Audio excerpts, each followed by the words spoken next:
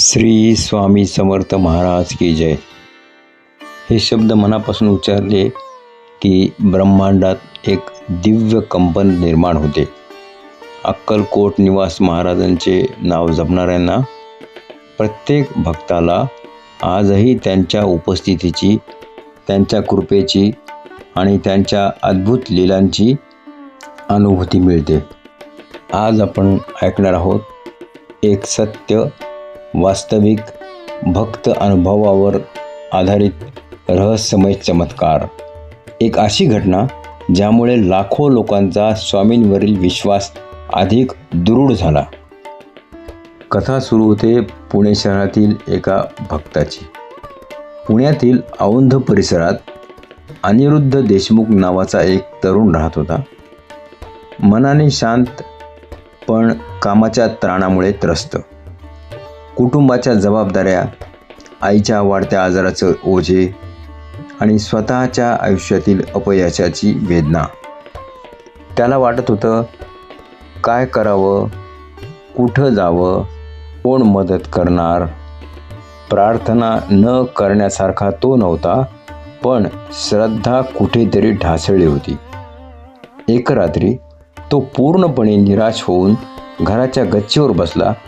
आकाशात चंद्र शांतपणे चमकत होता, पण मनात मात्र भीती, अशांतता, चिंता सगळं एकत्र होतं. त्या रात्री अनिरुद्ध झोपला तेव्हा त्याला एक अद्भुत स्वप्न पडलं. स्वप्नात एक शांत उजेड, जणू चंद्र नाही, सूर्य नाही, पण एक दिव्य तेज. त्या तेजात एक आवाज पसरला, भिवू नकोस, मी आहे ना तुझ्या पाठीशी. तो आवाज ऐकून तो दचकून जागा झाला, पण मन खूपच शांत होतं. काहीतरी अद्भुत घडणार आहे अशी भावना त्याला होत होती.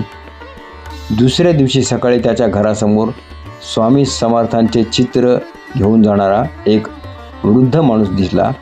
तो म्हणाला, बाळा, हे चित्र घे, तुझ्या घरात ठेव, सगळं ठीक होईल.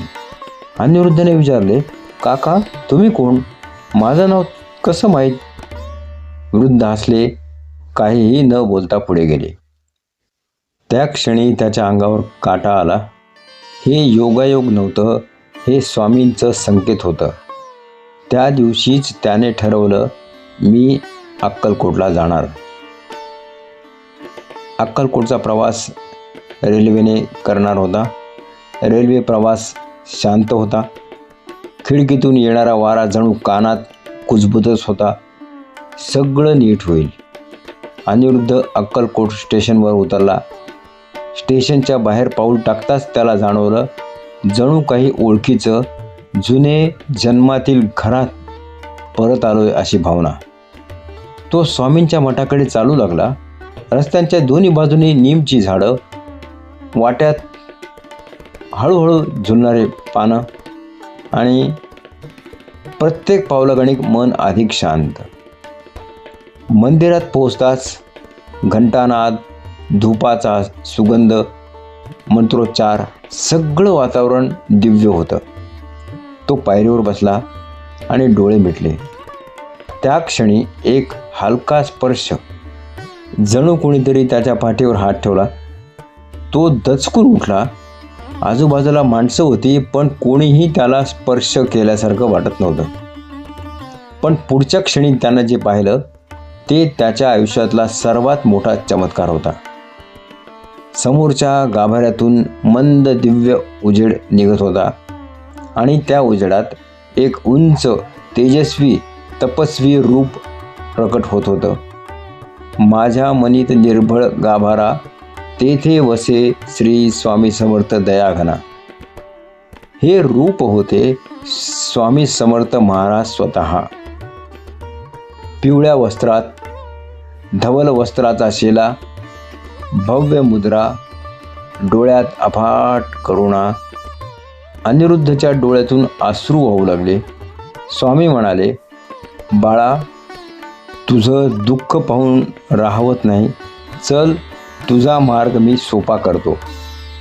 त्यांनी हात आकाशाकडे उचलले. आणि पुढच्या क्षणी तो दिव्य प्रकाश परत गाभाऱ्यात शोषला गेला. अनिरुद्ध पुन्हा डोळे उघडतो तेव्हा गाभाऱ्यात फक्त मूर्ती होती. स्वामी प्रत्यक्ष नव्हते, पण त्यांच्या हाताचा स्पर्श अजूनही त्याच्या पाठीवर जाणवत होता. त्याने विचार केला, हे माझं स्वप्न होतं की वास्तव? पण पुढे जे घडलं त्याने त्याचा संशय कायमचा संपवला.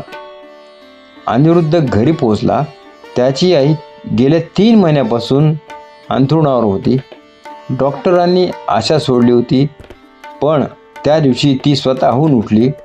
ती म्हणाली, बाळा, आज मला स्वप्नात एक दाढीवाला तेजस्वरूप साधू आला. त्यांनी माझ्या डोक्यावर हात ठेवला आणि म्हणाले, तुझ्या मुलाने मला हाक मारली, आता मी आलोय. अनिरुद्ध रडू लागला, कारण त्या साधूचं वर्णन तेच होते जे त्याने दर्शनात पाहिले होते. आईची तब्येत पुढच्या 7 दिवसात पूर्ण सुधारली. डॉक्टरही चकित झाले. अनिरुद्धच्या आयुष्यात पहिल्यांदाच मनात अमर्याद शांती होती. आईच्या तब्येतीतील झालेला चमत्कारिक बदल जणू त्याच्या आयुष्याला नवीन दिशा देणारा ठरला. तो रोज सकाळी स्वामी समर्थांचे नामस्मरण करू लागला. श्री स्वामी समर्थ, श्री स्वामी समर्थ, श्री स्वामी समर्थ हे नाम उच्चारलं की त्याच्या घरात अनोखी ऊर्जा पसरत असे. पण खरी लीला अजून उलगडायची होती. एका रात्री अनिरुद्ध झोपला होता. अचानक त्याला जाणवलं की खोलीत कोणीतरी आहे. त्याने हळूच डोळे उघडले आणि समोर काय पाहतो, एक पिवळ्या कफनीतील दिव्य स्वरूप, खांद्यावर वस्त्र टाकलेले, डोळ्यात अमाप तेज, चेहऱ्यावर करुणा, शांतता. ते म्हणजे स्वामी समर्थच. स्वामी शांत आवाजात म्हणाले, बाळा, तू जिथे अडकला आहेस तेथून तुला बाहेर काढण्यासाठी मी आलो आहे. अनिरुद्ध थरथरला. तो उभा राहू शकत नव्हता. स्वामींनी पुढे सांगितलं, उद्या सकाळी तुझ्या दारात एक माणूस येईल. तो तुला नोकरीबद्दल विचारेल. त्याचं ऐक. तिथून तुझ्या पुढच्या वाटा उघडतील. आणि पुढच्या क्षणी रूप अदृश्य झालं. खोलीत पुन्हा शांततेचा नाद. अनिरुद्ध विचारात पडला, हे स्वप्न की वास्तव? पण सकाळी जे घडलं ते सर्वांनाच थक्क करणारं होतं. सकाळी 9:30 वाजता दाराची बेल वाजली. अनिरुद्धने दार उघडलं. दारात एक अनोळखी माणूस, हातात फाईल. तो म्हणाला, तुम्ही अनिरुद्ध देशमुख? काल माझ्या ऑफिसमध्ये तुमचा बायोडाटा आला. आम्हाला तुमच्यासारख्या व्यक्तींची गरज आहे. अनिरुद्ध अवाक झाला. त्याने विचारलं, पण मी तर कुठेही बायोडाटा पाठवला नाही. तो माणूस थोडा हसला. मलाही माहीत नाही कसा आला. कदाचित कोणी पाठवला असेल. असो, मुलाखत आजच आहे, याल का? अनिरुद्धच्या अंगावर शहारे आले. हे काल स्वामी समर्थांनी सांगितलेलंच. तो लगेच तयार झाला. अनिरुद्ध ऑफिसमध्ये पोहोचला. मुलाखत मंडळी कठोर न होता आश्चर्यकारकपणे सौम्य होते. एक वरिष्ठ अधिकारी त्याला विचारतो, तुम्हाला अचानक नोकरी का हवी आहे? अनिरुद्ध म्हणाला, कारण माझ्या आईची तब्येत ठीक नव्हती, परंतु आता स्वामी समर्थांच्या कृपेने ती सुधारली आहे. आता मी मेहनतीने काम करायला तयार आहे. ते अधिकारी काहीतरी एकमेकांकडे पाहून हसले. त्यांनी फाईल बंद केली आणि म्हणाले, तुम्हाला नोकरी मिळाली. आम्हाला अशाच व्यक्तीची गरज होती, मनाने प्रामाणिक आणि देवावर आगळा विश्वास असलेली. मुलाखत 5 मिनिटात संपली. नोकरी मिळाली, पण अजून एक चमत्कार बाकी होताच. अनिरुद्ध ऑफिसमधून बाहेर येत होता. त्याच्याजवळ एक रिसेप्शनिस्ट येऊन म्हणाली, सर, तुमच्या पगाराबद्दल मला तुमच्याशी बोलायचं होतं. तुम्हाला स्वतःच्या अपेक्षेपेक्षा जास्त पगार मिळणार आहे. अनिरुद्ध चकित झाला. पण मी तर पगार अपेक्षा सांगितलीच नाही. ती हसली. बरोबर आहे, इथे पगार आम्ही ठरवतो आणि तुमच्या फाईलवर वरच्या अधिकाऱ्यांनी लिहिलं आहे या उमेदवाराला सर्वोत्तम पगार द्यावा. अनिरुद्ध घरी परतताना डोळ्यात अश्रू होते. तो मनात म्हणाला, स्वामी, हे सगळं तुम्हीच करत आहात. तुमची लीला मी कशी समजून घेऊ. रात्री अनिरुद्ध झोपला. त्याला स्वामींचं स्मित करणारं रूप दिसलं.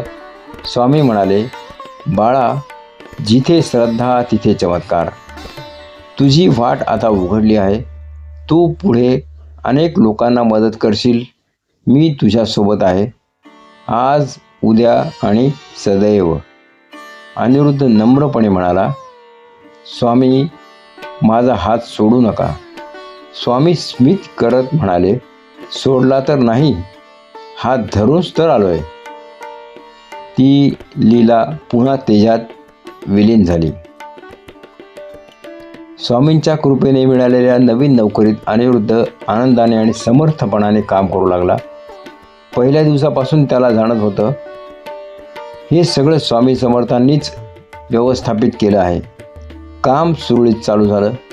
ऑफिसमधील लोक त्याच्या शांत स्वभावावर, नम्र वागणुकीवर प्रभावित झाले. पण जिथे सुखाची पायरी चढायला सुरुवात होते तिथे परीक्षेची वेळही येते. कंपनीमध्ये काही जुन्या कर्मचाऱ्यांना अनिरुद्धचा कमी वेळात झालेला उदय पाहवत नव्हता. त्यांना वाटत होतं, हा नवीन मुलगा एवढा लवकर कसा वर जातोय. त्यांनी त्याच्याविरुद्ध चुकीची माहिती पसरवायला सुरुवात केली. अफवा, तक्रारी, अपवाद. अनिरुद्धला काहीही माहीत नव्हतं. तो फक्त आपलं काम करत होता. पण एक दिवस त्याच्या डेस्कवर एक नोट ठेवलेली दिसली. कॉशन, काही लोक तुझ्या विरुद्ध कट करत आहेत. अनिरुद्ध घाबरला. हा इशारा कोणी दिला असेल त्याला कळेना. एके दिवशी अनिरुद्धला अचानक मीटिंग रूममध्ये बोलवण्यात आलं.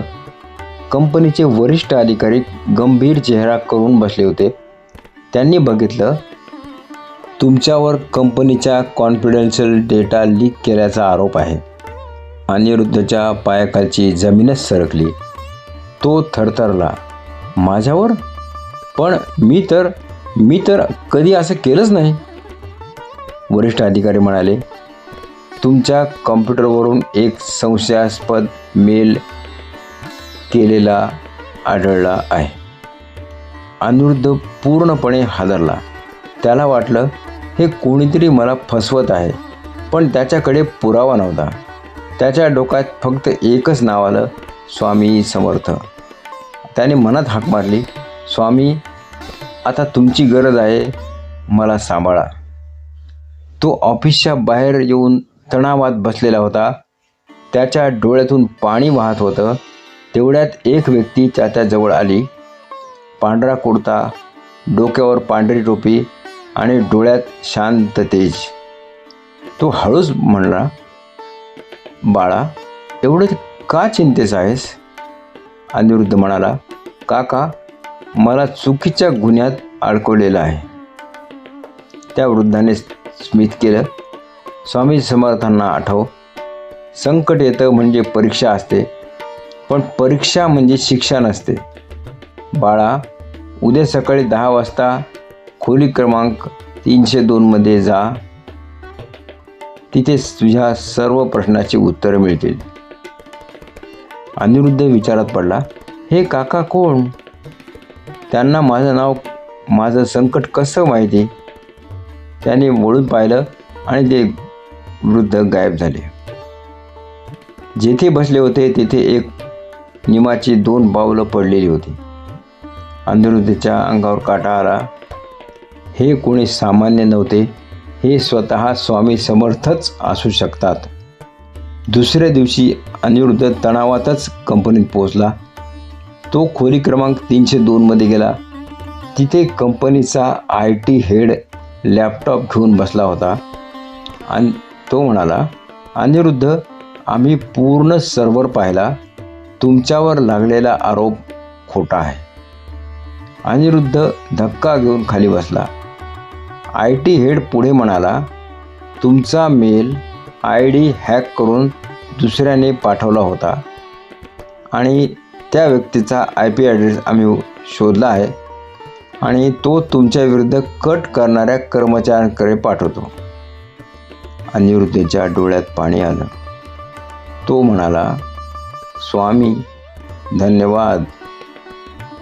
कंपनीने त्या कर्मचाऱ्यांवर कडक कारवाई केली.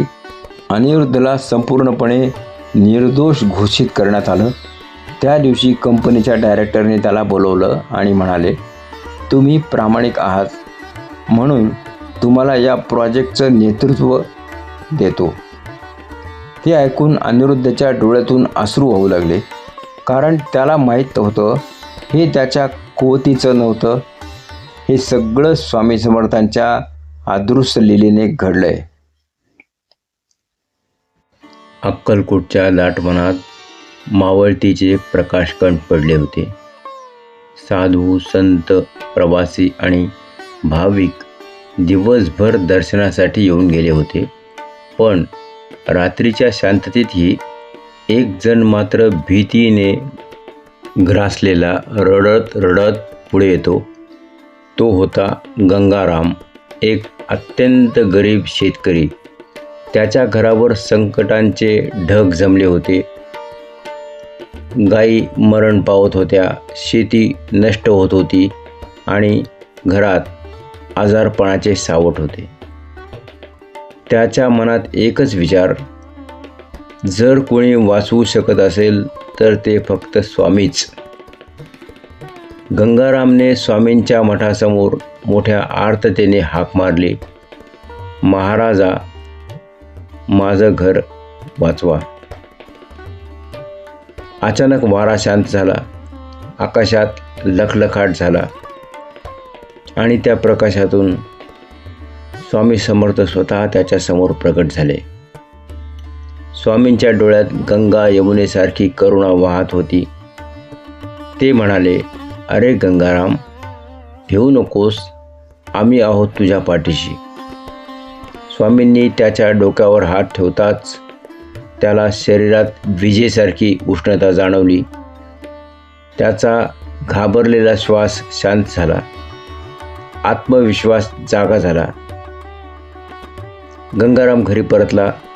आश्चर्य म्हणजे आजारी पडलेल्या गायी उभ्या होत्या. शेतात जे पीक वाळून गेले होते ते पुन्हा ताजेतवाने दिसत होते. घरात महिन्यांपासून आजारी असलेली त्याची लहान मुलगी निरोगी बसलेली दिसत होती. सगळे गावकरी ओरडले, हा तर स्वामींचा चमत्कार, साक्षात स्वामीच आले होते.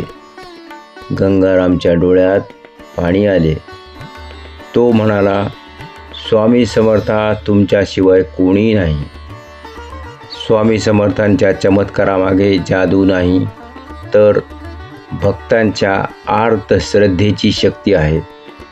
जिथे मन शुद्ध आणि निस्वार्थ असते तिथे स्वामी स्वतः धावत जातात. अक्कलकोटपासून थोड्या अंतरावर असलेलं बेळंब गाव. गावात राहणारा धोंडीराम अतिशय प्रामाणिक पण गरीब बैलगाडेवान. धोंडीराम रोज गावोगाव सामान पोचवत आपली गुजराण करत असे. एका दिवशी तो दुपारी जत्रेतून परतत होता.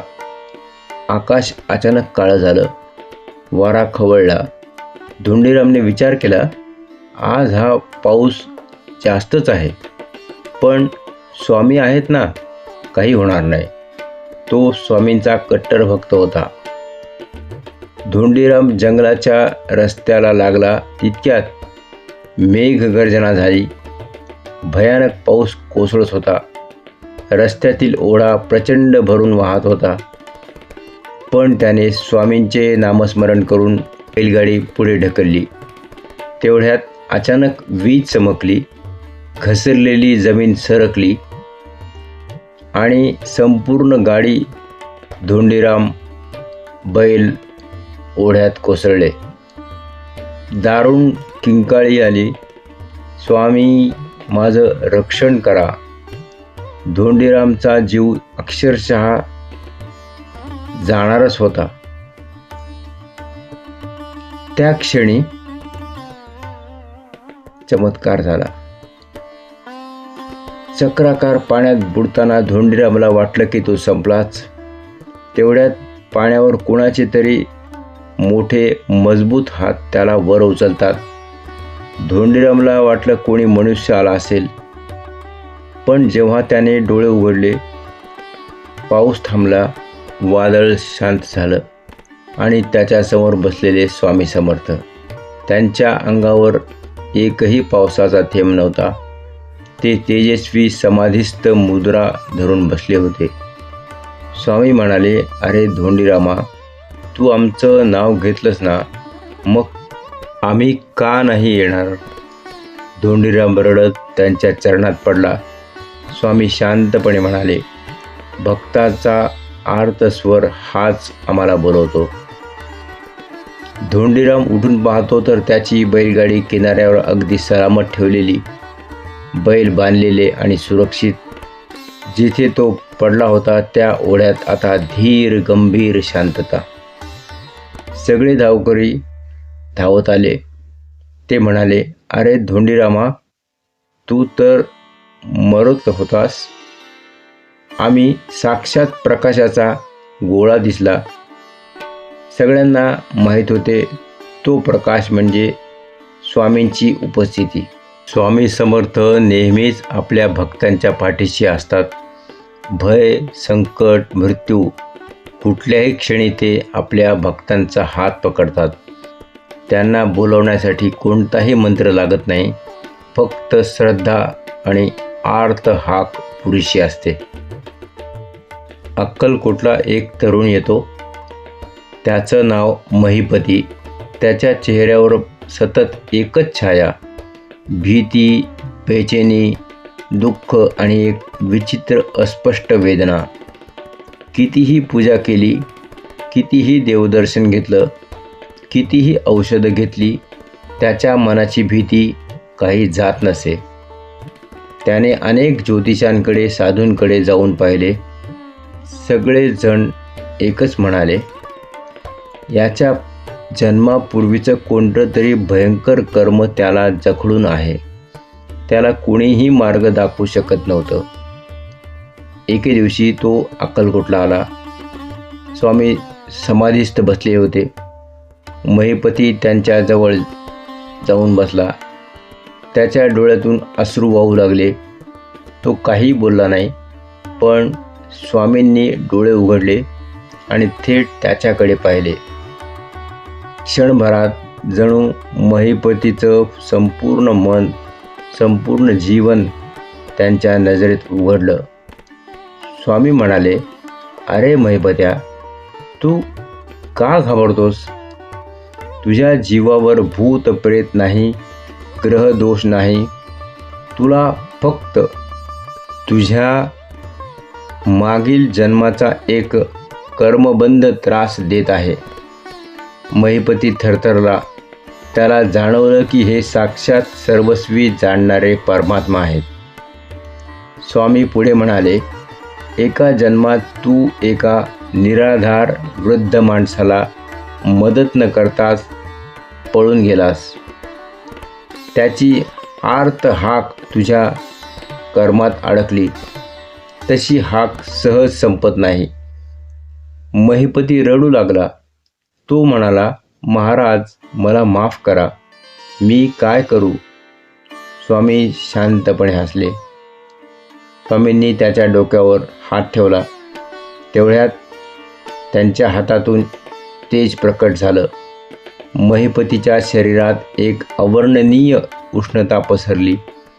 त्याची छाती हलकी झाली. मनातील काळोखी जणू धुवून निघाली आणि आयुष्यभराची घुसमट एका क्षणात विरघळली. स्वामी म्हणाले, आता तू मुक्त झालास. यापुढे भीती नाही, चिंता नाही. कर्मबंध आमच्या चरणी विसर्जित झाला. महिपतीने पहिल्यांदाच खोल श्वास घेतला. त्याच्या डोळ्यात शांतता आली. पुढच्या दिवशी महिपतीच्या चेहऱ्यावर तेज आलं. त्याचं मन प्रसन्न झालं. रात्री झोप येऊ लागली. अतोनात भय पूर्णपणे नाहीसं झालं. गावातल्या लोकांनीही त्याचा बदल पाहून आश्चर्य व्यक्त केला. लोक म्हणाले, हा तर दुसराच माणूस झाला आहे, ही फक्त स्वामींची कृपा. कधीकधी आपल्याला त्रास देणाऱ्या गोष्टी आपल्यालाही समजत नाहीत, पण स्वामी समर्थांसारख्या महापुरुषांच्या कृपेने जन्मोजन्मीची कर्मही नष्ट होतात. भक्ती हीच सर्वात मोठी औषध, आर्तश्रद्धा हीच सर्वात मोठी साधना. अक्कलकोटपासून काही अंतरावर असलेलं देवलवाडी नावाचं एक टुमदार गाव. गावात राहायचा कृष्णाजी, साधा, मेहनती आणि स्वामी समर्थांचा अखंड भक्त. कृष्णाजी रोज पहाटे उठून स्वामींच्या नावाचा जप करत शेतीला जात असे. स्वामींचं त्याच्यावर विलक्षण प्रेम होतं. गावातले लोकही म्हणत, हा कृष्णाजी स्वामींचा माणूसच. पण एक दिवस त्या गावात अशी घटना घडली ज्याने सर्व काही बदललं. एके दिवशी पहाटे कृष्णाजी शेतात काम करत असताना अचानक जोरदार वीज कडाडली. आकाशात काळे ढग झाले आणि प्रचंड पाऊस सुरू झाला. कृष्णाजी पळत पळत घरी जात असताना त्याच्या समोरून एक मोठी मातीची भिंत कोसळली आणि त्याला पकडून पुराच्या पाण्यात ओढून नेलं. गावकरी किंचाळले, कृष्णाजी गेला, त्याला कोण वाचवणार? शरीर पाण्यात सापडले तेव्हा ते श्वासाविना निस्पंद आणि थंडगार झाले होते. लक्षणं स्पष्ट, कृष्णाजी मरण पावला होता. गावकरी एकमताने म्हणाले, स्वामी समर्थच त्याला वाचवू शकतात. कृष्णाजीचे शरीर त्यांनी कापडात गुंडाळले आणि संपूर्ण गावाने हाक दिली, स्वामी समर्थ महाराज की जय. अक्कलकोटच्या वटवृक्षाजवळ स्वामी समाधीस्थ बसले होते. गावकरी थरथरत त्यांच्या समोर कृष्णाजीचा देह ठेवतात. स्वामींनी डोळे उघडले. त्यांची नजर जणू ब्रह्मांडात भेदून गेली. ते म्हणाले, हा मेला नाही, याचं पुण्य अजून बाकी आहे. जा, बाजूला व्हा. सगळे स्तब्ध. स्वामींनी कृष्णाजींच्या छातीजवळ हात ठेवला. त्यांच्या हातातून तेजबिंदू बाहेर पडले. जणू सूर्यकिरणांनी शरीर उजळून निघालं. स्वामी जोरात म्हणाले, उठ रे कृष्णाजी, अजून तुझं काम संपलेलं नाही. पुढच्या क्षणी चमत्कार झाला. जे शरीर काही मिनिटांपासून मृत होतं ते अचानक थरथरलं. कृष्णाजीने मोठा श्वास घेतला आणि डोळे उघडले. गावात आरडाओरड झाली, स्वामी समर्थ महाराज की जय. कृष्णाजी उठून बसला. त्याच्या डोळ्यात पाणी होतं. तो म्हणाला, मला तर जाणवलं की मी एका मोठ्या प्रकाशातून जात होतो. तेव्हा स्वामींचा आवाज आला, परत जा. आणि मी परत आलो. गावात उत्सव झाला. लोकांनी डोंगरा एवढ्या विश्वास ठेवला. स्वामी समर्थ हे साक्षात दत्तावतार आहेत. स्वामी समर्थांसाठी अशक्य असं काही नाही. भक्ताच्या प्राणांवर संकट आलं तर ते स्वतः धावून येतात, कधी प्रगट होऊन तर कधी अदृश्य स्वरूपात. त्यांच्या कृपेने मृत्यूही पराभूत होतो. अक्कलकोटपासून काही अंतरावर असलेलं कसबे तांदळगे नावाचं शांत गाव. तिथे राहणारे एक दाम्पत्य, रुक्मिणी आणि गजानन, अत्यंत गरीब पण भक्तिवान. वर्षानुवर्षे त्यांना लेकरू नव्हतं.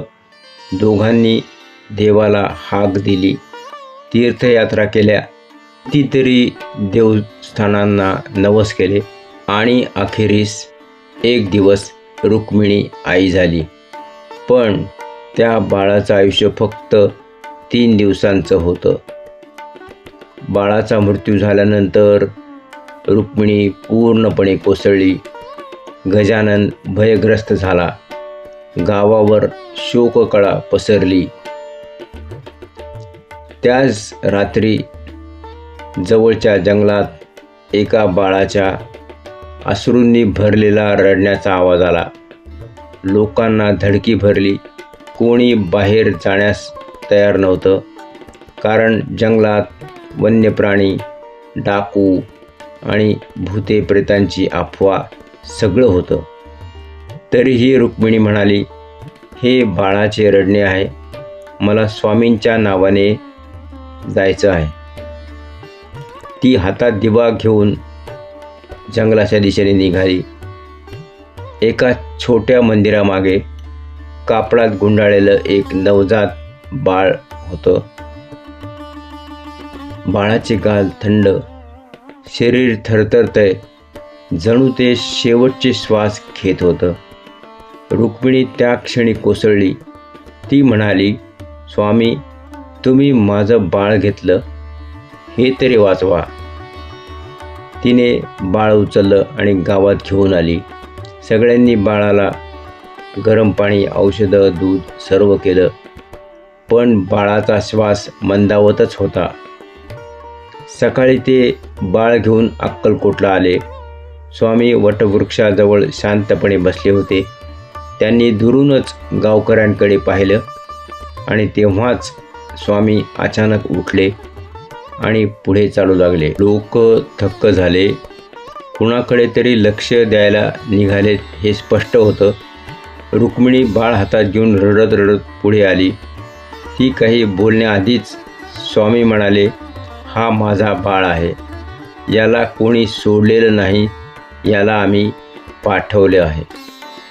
सगळे थिजले. स्वामींनी बाळाला आपल्या मांडीवर घेतलं. त्यांनी त्याच्या कपाळावर हात ठेवला. त्या क्षणी बाळाचा श्वास जोरात चालू लागला. चेहऱ्यावर लालिमायुक्त रंग आला. त्याने रडण्याऐवजी स्वामींकडे हसून पाहिलं. जणू देवदेवतांनी त्याला नवजीवन दिलं होतं. स्वामी म्हणाले, रुक्मिणी, तुझा नवस पूर्ण झाला. हे बाळ तुझं नाही, हे आमचं प्रसाद आहे. याची सेवा कर. याचं आयुष्य दैवी आहे. रुक्मिणी आणि गजाननच्या डोळ्यात आनंदाश्रू वाहू लागले. त्या दिवसानंतर बाळ शिकण्यात, संस्कारात, देवोपासनेत अतिशय प्रगत करत राहिले. ते मोठं झाल्यावर गावात धर्मोपदेश करू लागलं, लोकांच्या समस्या दूर करू लागलं आणि त्याच्यात स्वामींचे तेज प्रकट होऊ लागले.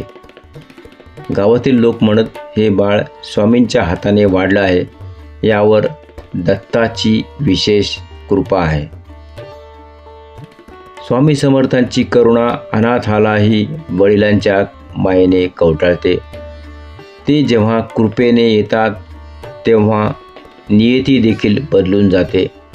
स्वामी भक्तांच्या जीवनात बाळासारखं वर्तन करणेही ही त्यांची लीला असते. स्वामी समर्थ म्हणजे करुणेचा महासागर, श्रद्धेचा आधार आणि जीवाला जीवन देणारा दैवी स्पर्श.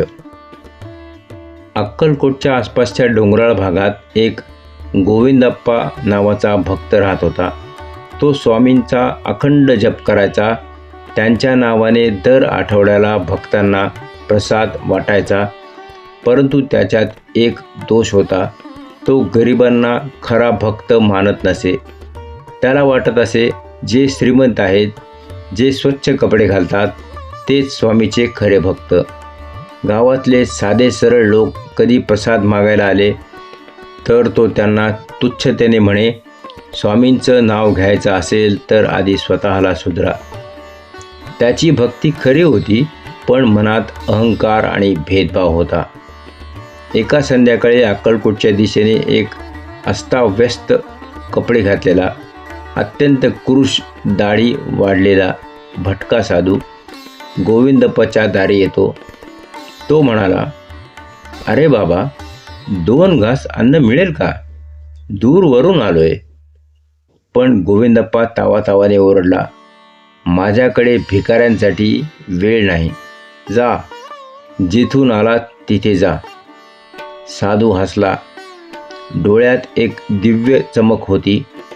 तो म्हणाला, अन्न नको देऊ, पण किमान स्वामी समर्थांचं नाव तरी दे. गोविंदप्पा अजून चिडला. तुम्हाला स्वामींचं नाव घेण्याचा अधिकार नाही. तुम्ही अशुद्ध, गलिच्छ, दूर व्हा. साधू शांतपणे म्हणाला, भगवंताला सर्वात प्रिय कोण? गरीब, अनाथ आणि तुच्छ समजले जाणारे. पण गोविंदप्पाने दार बंद करून घेतले. त्या रात्री गावात एक प्रचंड तेजकिरण पसरला. सगळे घाबरून बाहेर आले आणि त्यांच्या डोळ्यासमोर तोच भटका साधू स्वामी समर्थांच्या दिव्य तेजस्वी रूपात प्रकट झाला. तेज इतकं प्रखर की लोकांचे डोळे झाकले गेले. गावकरी थरथरत ओरडले, स्वामी समर्थ महाराज. तेच भटके साधू होते. स्वामी म्हणाले, होय, भक्ताची परीक्षा घ्यावी म्हणून आलो होतो. गोविंदप्पा घरातून धावत आला. त्याच्या चेहऱ्यावर अपराधाची छाया होती. तो स्वामींच्या चरणी कोसळला. महाराज, मी ओळखलंच नाही. मी पापी, मला माफ करा. स्वामी गंभीर झाले. ते म्हणाले, भक्ती म्हणजे अहंकार नव्हे. भक्ती म्हणजे दया, करुणा आणि समान दृष्टी. जो गरिबाला नावडतो त्याचं भगवानवरच प्रेम खोटं असतं. गोविंदप्पाच्या डोळ्यातून अक्षरशः धारा वाहू लागल्या. तो रडत रडत म्हणाला, पुढे कधीही गरिबाला दूर करणार नाही महाराज. स्वामी म्हणाले, आठव, दत्त महाराज सर्वांमध्ये असतात. कधी साधूच्या रूपात, कधी गरिबाच्या रूपात, कधी प्रेताच्या रूपात, कधी प्राण्याच्या रूपात. जीवभूत सर्व जीवांमध्ये आम्हीच आहोत. ते म्हणाले, आजपासून तुला आम्ही मुक्त केलं. तू आता खरा भक्त म्हणून जग. तेज किरण वाढला आणि स्वामी समोरून अदृश्य झाले. दुसऱ्या दिवसांपासून गोविंदप्पा पूर्ण बदलला. गरिबांना प्रसाद देऊ लागला. अनाथ मुलांना मदत करू लागला. गावात सर्वांशी समान स्नेहाने वागू लागला आणि रोज म्हणू लागला, सर्वस्व स्वामींचं आहे. गावात स्वामी समर्थांच्या या लीलाची गोष्ट पिढ्यानपिढ्या सांगितली जाते.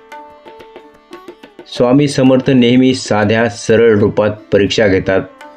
देव कधीही अहंकाराच्या पलीकडे जात नाही. खरी भक्ती म्हणजे करुणा, नम्रता आणि सर्वांमध्ये परमात्म्याला पाहणे. स्वामींच्या कृपेने अहंकाराचे बंधन तुटते आणि आत्मा मुक्त होतो. रात्रीचा पहाटेचा गूढ शांत क्षण. आकाशात चंद्र, धूसर वातावरणात गंधाळलेली हवा आणि त्या झोपडीत बसलेला गणू उद्याच्या दिवसाबद्दल, आपल्या आयुष्याबद्दल, स्वामींबद्दल खोल विचार करत तो म्हणत होता, स्वामी, तुमच्या चमत्कारांनी मला संकटातून वाचवलं, पण अजून पुढचा मार्ग कुठला? तेवढ्यात झोपू न शकणाऱ्या मनात अचानक स्वामींचा भारी आवाज दुमदुमतो, गणू, धैर्य धर. जिथे विश्वास संपतो तिथून भक्ती सुरू होते. गणू अचानक उठून बसतो. त्याच्या अंगावर काटा येतो. त्याच्या डोळ्यात पाणी येतं. त्या क्षणी झोपडीच्या बाहेर कोणीतरी दारावर हलक्या आवाजात टकटक करतं. गणू दार उघडतो तर एक अज्ञात साधू समोर उभे. डोळे तेजस्वी आणि अंगावर चिरकाल पांढरे वस्त्र आणि हातात एक छोटा पोटली. तो साधू मंद स्मित करत म्हणतो, हे तुला श्री स्वामी समर्थांनी पाठवलं आहे. उद्या सकाळी नदीकाठी जा. तुझ्या नशिबाचं दार उघडेल. गणू काही विचारण्याआधीच तो साधू क्षणात अदृश्य झाला. गणूच्या अंगात रोमांच. गणूने पोटली उघडली. आत एक ताम्रपट, एक बिल्वपत्र आणि स्वच्छ धवल वस्त्रात गुंडाळलेली भस्माची पुडी. ताम्रपटावर कोरलेले शब्द, स्वामी समर्थ विजयते. क्षणात त्या पोटलीतून गंधाचा सुगंध पसरणं सुरू होतं. गणूला समजतं हा साधा प्रसाद नाही, हे स्वामींचं जिवंत कृपा वस्त्र आहे. तो रात्री अर्धे झोपून अर्धे जागून ठेचाळत सकाळच्या प्रतीक्षेत राहतो. गणू सकाळी नदीकाठी गेला. तिथे त्याला एक वृद्ध आजारी व्यापारी पाण्यात पडून तडफडताना दिसतो. गणू हातपाय थरथरताना पण धावत सुटतो. तो व्यापाऱ्याला बाहेर काढतो. व्यापारी बेशुद्ध, कोणताही श्वास नाही. गणूला क्षणात स्वामींचे शब्द आठवतात, भस्म लाव, मी आहे. तो पोटलीतील भस्म व्यापाऱ्याच्या छातीवर लावतो आणि म्हणतो, श्री स्वामी समर्थ, श्री स्वामी समर्थ, श्री स्वामी समर्थ. क्षणात त्या मृतवत व्यापाऱ्याचा हळुवार श्वास सुरू होतो. त्याचे डोळे उघडतात. तो गणूकडे पाहून थरथरत म्हणतो, बाळा, तू माझं प्राण वाचवलंस. तू कोण आहेस? गणू नम्रपणे म्हणतो, मी नाही, स्वामी समर्थ आहेत. व्यापारी गणूला घरी घेऊन जातो. मोठा बंगला, श्रीमंत घराणं. तो म्हणतो, बाळा, मी मोठ्या व्यापाराचा मालक आहे. तू माझं जीवन वाचवलंस. आजपासून तू माझ्या व्यापाराचा मुख्य कारकून. तुझं आयुष्य बदलून टाकेल. गणूचे डोळे भरून येतात. त्याला समजतं सर्व स्वामींची कृपा. त्या रात्री गणूला स्वामी स्वप्नात दिसतात. पिवळं वस्त्र, दंड, मधुर हास्य. ते म्हणतात, गणू, तुझं संकट संपलं. जेव्हा हाक मारशील तेव्हा मी धावून येईल. विश्वास धर, मी समर्थ. गणू नम्रतेने स्वामींच्या चरणी लोटांगण घेतो. आकाश घंटानाद, सुगंधित वारा. स्वामी हळूहळू तेज प्रभेत अदृश्य होतात. गणूचा अनुभव पूर्ण गावात पसरला.